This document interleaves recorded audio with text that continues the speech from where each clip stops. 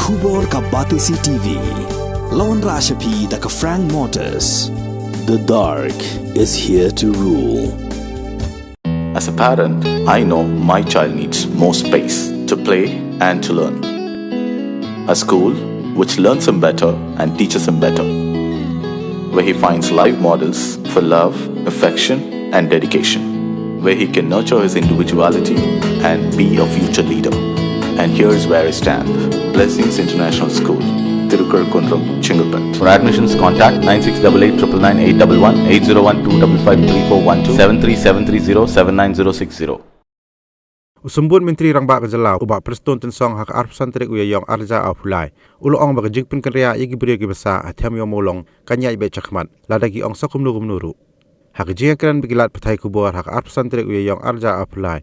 Ubak Preston ulo ong bawala ke Harijan Panchayat Komiti bakentat ya blueprint baladap terwada ke sorkar. Henry ke Jingpynkynriah igi beri besa atiam yo molong kanya Beit Shakhmat. He replied very clearly. See that day we received a letter on the 20th of this month.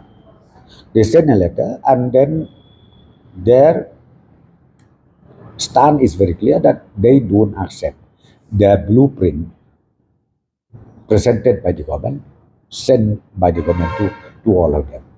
Okay, so that is the case right now.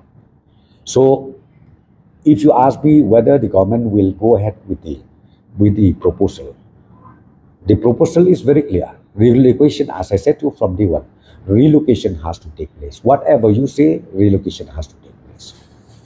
Dan ladang pa ikot kisla prokojaka show advocate general. Then again, adin mula study na song then minsa song. Min Muslim ni ke minsa song kapko. Apsya minsa pe kita ngapala ban ong ni. Dan mereka jingya kamat ke nakaliang legal cell nakaliang jong advocate general dan study na song.